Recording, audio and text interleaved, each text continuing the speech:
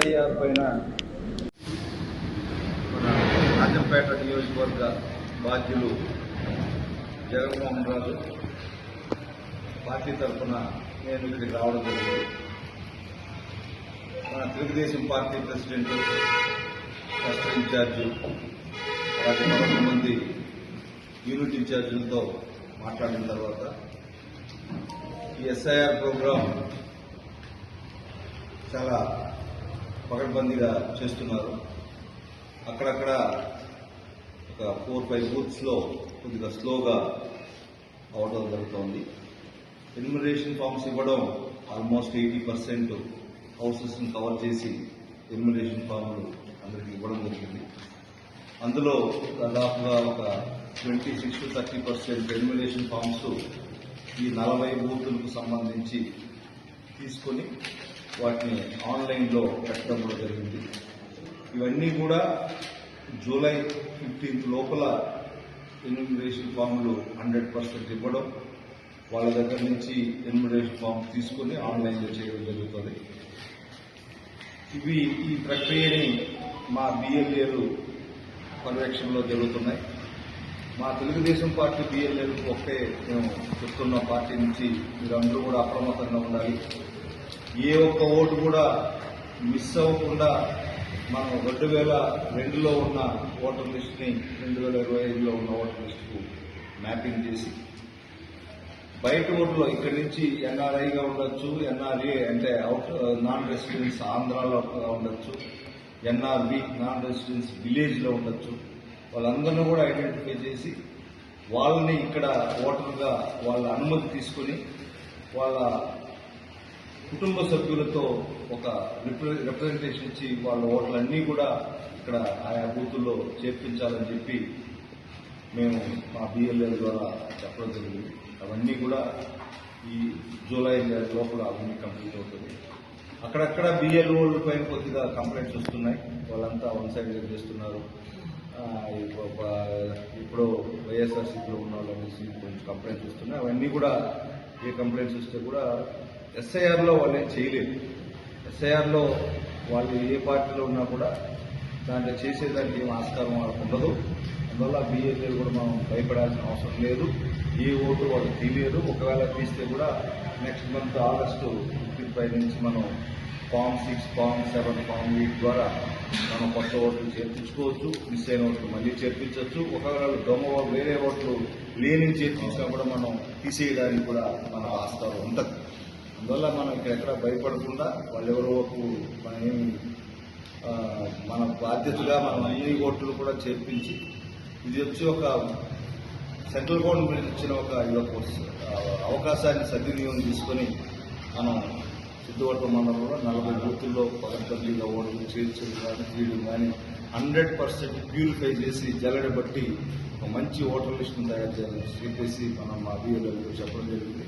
మన జగన్మోహన్ రాజు ఆధ్వర్యంలో కాన్స్టిట్యున్సీలో సిద్ధవటమే కాకుండా మిగతా 5 మండలాలు ఒక టౌన్లో కూడా ఈ ప్రక్రియ చాలా బాగా జరుగుతోంది. ఇవన్నీ కూడా మేము పకడ్బందీగా సెప్టెంబర్ 22 ముసాయిదా ఓటర్ లిస్ట్ వచ్చేంత వరకు మా తెలుగుదేశం పార్టీ అంతా ముందుండి చేస్తుందని చెప్పేసి నమ్మకం ఉంటే అలా చేస్తారని చెప్పేసి ఆశిస్తూ అందరూ కూడా విశాఖ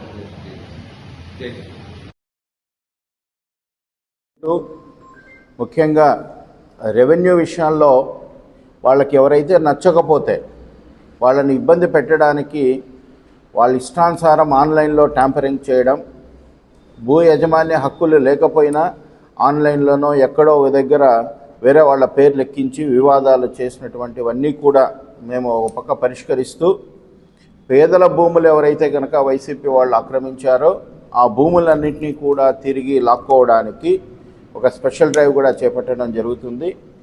ఇప్పుడు సర్ ప్రోగ్రాం అయిన తర్వాత మేము ప్రతి గ్రామంలో తిరుగుతూ మా తెలుగుదేశం పార్టీ సభ్యుల ద్వారా ఆ గ్రామంలో అన్యాక్రాంతమైనటువంటి పేదల భూములు ఎవరైతే వైసీపీ వాళ్ళు ఆక్రమించినారో వాటినంతా కూడా లిస్టు తీసుకొచ్చి తిరిగి లాక్కొని పేదలకు ఇచ్చేదానికి మేము మా ప్రయత్నం మేము చేస్తూ, అలాగే గతంలో వాళ్ళు చేసినటువంటి రెవెన్యూ తప్పిదాలన్నింటినీ కూడా మేము సరిదిద్దేదానికి పూనుకొని ఉన్నాం.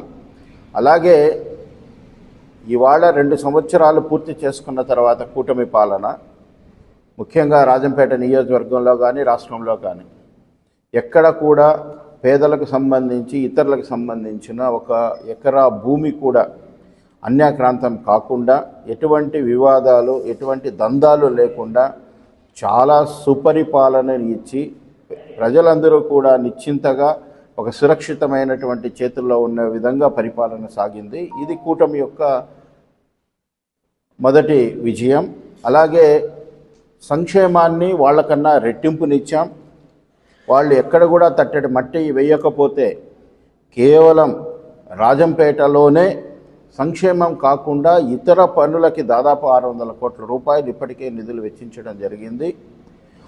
అలాగే అభివృద్ధి కూడా వాళ్ళు చేసిన దానికన్నా ఎన్నో రెట్లు ఎక్కువగా ఇక్కడ అభివృద్ధి చేయడం జరిగింది. అలాగే ముఖ్యంగా యువత ఉపాధి కోసం భవిష్యత్తు కోసం వాళ్ళకు ఉద్యోగాలు ఇచ్చేటటువంటి ఎన్నో లక్షల కోట్ల పెట్టుబడులు ఇవాళ ఆంధ్రప్రదేశ్కు వస్తూ ఉన్నాయి. నారా లోకేష్ బాబు గారి ఆధ్వర్యంలో, చంద్రబాబు నాయుడు గారి మార్గదర్శకత్వంలో, పవన్ కళ్యాణ్ గారి తోడుగా, మోడీ గారి సమక్షంలో ఇవన్నీ కూడా జరుగుతూ ఉన్నాయి. ఇప్పటికే 24 లక్షల కోట్లకు పైగా పెట్టుబడులు వచ్చి దాదాపు మినిమం అంటే 25 లక్షలకు పైగా ఇప్పటికే ఉద్యోగాల అవకాశాల కల్పనకి అవకాశం ఏర్పడింది. అక్కడ వచ్చినటువంటి పెట్టుబడులన్నీ కూడా చాలా త్వరితగతిన ఇందులో పెట్టుబడులు పెట్టడం పూర్తయ్యి వచ్చే 1-2 సంవత్సరాల్లోనే మనకు ఉద్యోగాల కల్పన వస్తుంది. ఈ విధంగా తెలుగుదేశం పార్టీ తెలుగు ప్రజల్ని అన్ని రంగాల్లో ముందుకు తీసుకెళ్ళడానికి కష్టపడుతూ ఉంటే ఈ గొడ్డలి పార్టీ వాళ్ళు ఫేక్ ప్రచారాలతో ఫేక్ న్యూస్ను వెదజల్లుతూ ఎన్నో నానా కష్టాలు పడి ప్రజలను డైవర్ట్ చేయాలని చూస్తూ ఉన్నారు. కాకపోతే ఎక్కడ కూడా ప్రభుత్వ పరంగా ఏ చిన్న లోపం కూడా కనపడకపోవడంతో విసుగు చెంది ఇప్పుడు కొత్త అవతారం ఎత్తినారు. కుల రాజకీయాలు చేస్తున్నారు. ఇంకో పక్క శవ రాజకీయాలు చేయడం మొదలుపెట్టారు. ప్రజలు దీన్ని కూడా తిప్పికొట్టినారు. కాబట్టి తెలుగుదేశం పార్టీ కార్యకర్తలందరం కూడా మేము నిత్యము ప్రజాక్షేత్రంలో అలర్ట్గా ఉంటూ వాళ్ళ ఫేక్ న్యూస్ని ఫేక్ ప్రచారాలని అడ్డుకుంటూ ఏ ప్రజలైతే కూటమి ప్రభుత్వాన్ని మళ్ళీ కోరుకుంటున్నారో ఆ కూటమి ప్రభుత్వం పైన తప్పుడు ప్రచారాలని కూడా అరికట్టేదానికి మేమందరం కూడా ఎల్లప్పుడూ సిద్ధంగా ఉంటున్నామని తెలియజేస్తున్నాను. కడప జిల్లాలోని మరిన్ని వార్తా విశేషాల అప్డేట్స్ కోసం మా SCN న్యూస్ ఛానల్ను తప్పకుండా చూడండి.